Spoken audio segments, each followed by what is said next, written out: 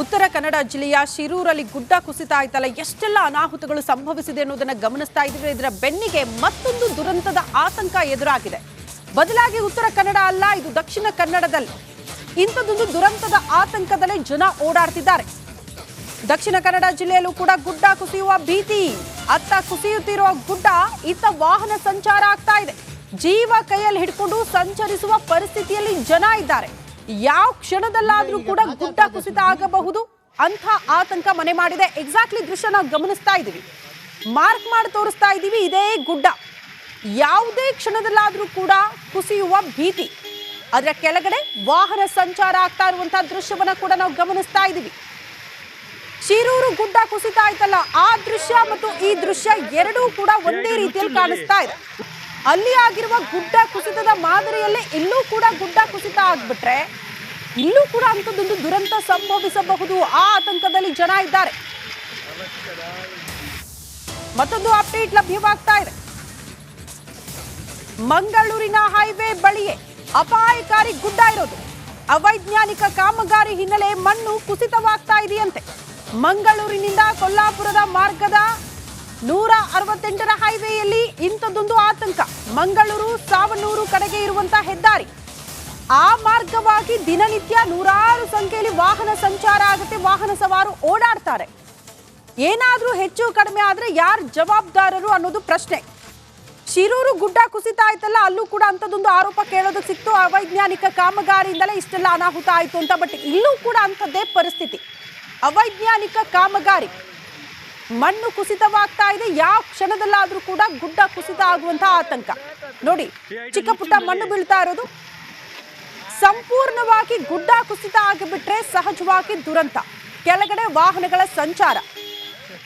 ಶಿರೂರಲ್ಲೂ ಕೂಡ ಸೇಮ್ ಇದೇ ರೀತಿಯ ಮಾದರಿಯಲ್ಲೇ ಗುಡ್ಡ ಕುಸಿತ ಆಯ್ತು. ಕೆಳಗಡೆ ವಾಹನ ಸವಾರ ಇದ್ರು, ಮತ್ತೊಂದು ಕಡೆ ಲಾರಿ ನಿಂತ್ಕೊಂಡಿತ್ತು, ಟೀ ಅಂಗಡಿ ಇತ್ತು. ಎಲ್ಲರೂ ಕೂಡ ಕೊಚ್ಕೊಂಡು ಹೋಗ್ಬಿಟ್ರು, ಭೂ ಸಮಾಧಿ ಆಗೋದ್ರು. ಇನ್ನೂ 4 ಸಿಲುಕಾಗಿಕೊಂಡಿದ್ದಾರೆ. ಕಾರ್ಯಾಚರಣೆ ಆಗ್ತಾ ಇದೆ. ಬಟ್ ಆ ರೀತಿಯ ದುರಂತ ಇಲ್ಲಿ ಆಗಬಾರದು. ಈಗಲೇ ಅಧಿಕಾರಿಗಳು ಅಲರ್ಟ್ ಆಗಬೇಕಾಗಿದೆ. ಈಗ ಕೆತ್ತಿಗೆಲ್ಲ ಗುಡ್ಡೆಯಲ್ಲಿ ದಾರೆ ಗುಡಿಗೆ ಇದೆಲ್ಲ ಬಿದ್ದಿದೆ ಬೇಡ ಬೇಡ ಅನ್ನುವಾಗಲೂ ಗುಡ್ಡೆಯನ್ನು ಹಾಕಿದ್ರು. ಹೋಯ್ತು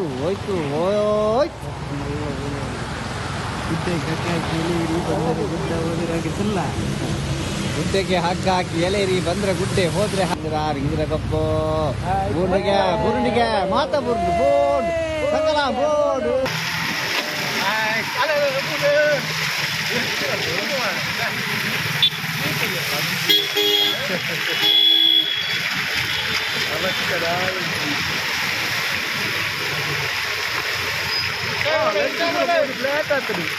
ಹುಚ್ಚುಂಡಲ್ಲಿ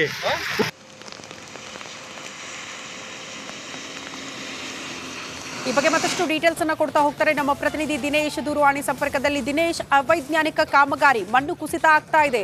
ದುರಂತ ಆಗೋಕ್ಕೂ ಮುನ್ನ ಅಧಿಕಾರಿಗಳು ಅಲರ್ಟ್ ಆಗಬೇಕು. ಯಾವ ರೀತಿಯ ಪರಿಸ್ಥಿತಿ ನೋಡೋದಕ್ಕೆ ಸಿಗ್ತಾ ಇದೆ? ಅಧಿಕಾರಿಗಳ ರಿಯಾಕ್ಷನ್ ಏನು?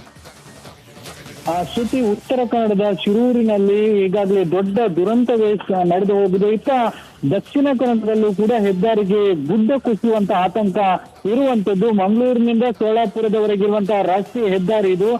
ಮಂಗಳೂರಿನ ಹೊರವಲಯದ ವಾಮಂಜೂರಿನ ಕೆತ್ತಿಕಲ್ಲು ಎನ್ನುವಲ್ಲಿ ಈಗಾಗಲೇ ಗುಡ್ಡ ಕುಸಿತ ಆಗ್ತಾ ಇರುವಂತದ್ದು. ಪದೇ ಪದೇ ಸಣ್ಣ ಮಟ್ಟಿನಲ್ಲಿ ಗುಡ್ಡ ಕುಸಿತ ಆಗ್ತಾ ಇರುವಂತದ್ದು. ದೊಡ್ಡ ಮಟ್ಟಿನಲ್ಲಿ ಗುಡ್ಡ ಕುಸಿತ ಆದ್ರೆ ಇಡೀ ಹೆದ್ದಾರಿಯೇ ಸಂಪೂರ್ಣವಾಗಿ ಸ್ಥಗಿತಗೊಳ್ಳುವ ಸಾಧ್ಯತೆ ಇರುವಂತದ್ದು. ಜೊತೆಗೆ ಆ ಹೆದ್ದಾರಿಯಲ್ಲಿ ಪ್ರತಿ ಕ್ಷಣಕ್ಕೂ ವಾಹನಗಳು ಹೋಗ್ತಾ ಇರ್ತವೆ.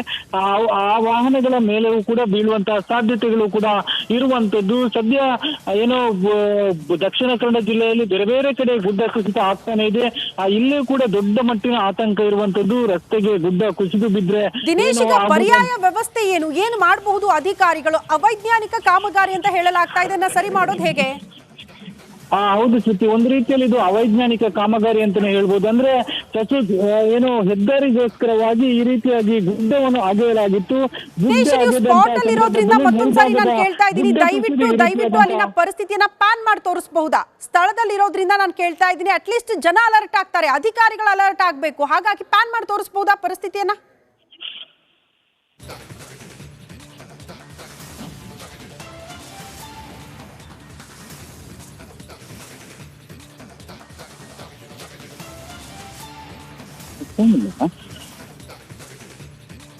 ಸ್ಪಾಟ್ ಅಲ್ಲಿ ಇದ್ದಾರೆ ನಮ್ಮ ಪ್ರತಿನಿಧಿ ದಿನೇಶ್.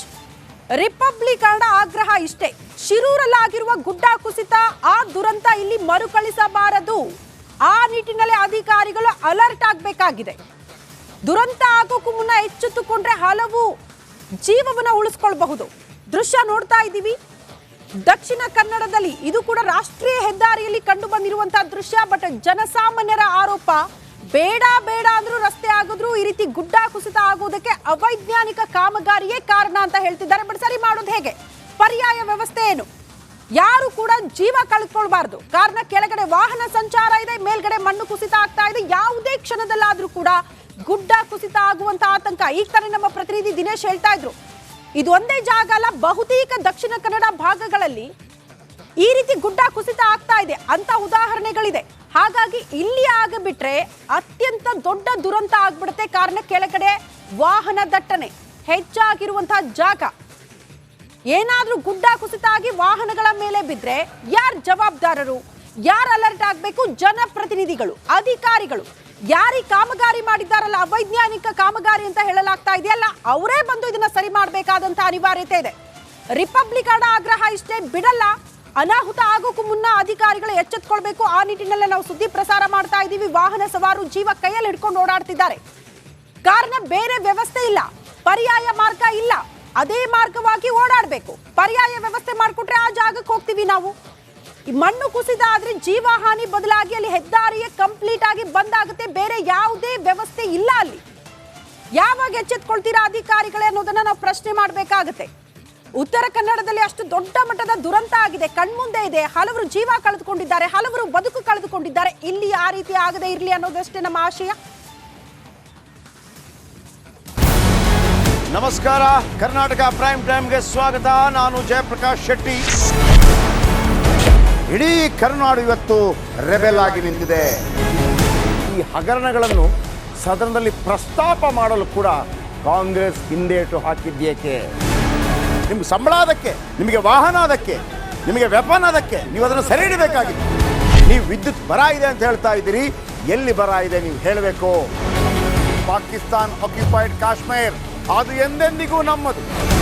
40 ಮೆಷಿನ್ಗಳು ತಂದಿತ್ತು ನೋಟ್ ಎಣಿಸುವುದಕ್ಕೆ, ಅದೇ ಹಾಳಾಯಿತು. ಮಥುರಾದ ಗಲಾಟೆ ಇದೆಯಲ್ಲ, ಅದು ಸ್ಥಳೀಯವಾಗಿ ಕೂತು ಪರಿಹರಿಸಬಹುದಾದಂಥ ಕಾನೂನಿದೆ. ಗ್ಯಾರಂಟಿ ಯೋಜನೆಯಿಂದ ನಷ್ಟ ಆಗಿದೆ, ಲಾಭ ಆಗಿದೆ, ದಯವಿಟ್ಟು ಹೇಳಿ. Dawood Ibrahim most wanted criminal ಯಾವಾಗಾದ ಅಂದರೆ ಇಲ್ಲಿ ತನಕ ಭಾರತ ದೇಶದಲ್ಲಿ ಓರ್ವ ದಲಿತ ಪ್ರಧಾನಿಯಾದಂಥ ಇತಿಹಾಸವೇ ಇಲ್ಲ. ರಿಪಬ್ಲಿಕ್ ವರ್ಲ್ಡ್ ಆಪ್ ಇದು ಕೇವಲ ಅಪ್ಲಿಕೇಶನ್ ಅಲ್ಲ, ಸಮಗ್ರ ಸುದ್ದಿಗಳ ಸಂಪರ್ಕ ಮಾರ್ಗಕ್ಕೆ ಕ್ರಾಂತಿಕಾರಿ ಬದಲಾವಣೆ. ರಿಪಬ್ಲಿಕ್ ವರ್ಲ್ಡ್ ಆಪ್ ಕೇವಲ ಸುದ್ದಿ ಅಪ್ಲಿಕೇಶನ್ ಅನ್ನ ಪರಿಚಯ ಮಾಡ್ತಾ ಇಲ್ಲ, ಬದಲಾಗಿ ಡಿಜಿಟಲ್ ಸುದ್ದಿ ಬಳಕೆಯ ಹೊಸ ಯುಗಕ್ಕೆ ನಾಂದಿ ಹಾಡ್ತಾ ಇದೆ. ಇದೊಂದು ಬ್ರೇಕಿಂಗ್ ನ್ಯೂಸ್, ಪ್ರಭಾವಶಾಲಿ ಕಾರ್ಯಕ್ರಮಗಳಿಗೆ ಗಟ್ಟಿಯಾದ ವೇದಿಕೆ. ರಿಪಬ್ಲಿಕ್ ವರ್ಲ್ಡ್ ಅಪ್ಲಿಕೇಶನ್ ಈಗ ಲೈವ್ ಆಗಿದೆ. ಗೂಗಲ್ ಪ್ಲೇ ಸ್ಟೋರ್ ಮತ್ತು ಆಪಲ್ ಆಪ್ ಸ್ಟೋರ್ ಎರಡರಲ್ಲೂ ಲಭ್ಯವಿದೆ. ಈಗಲೇ ಡೌನ್ಲೋಡ್ ಮಾಡಿ.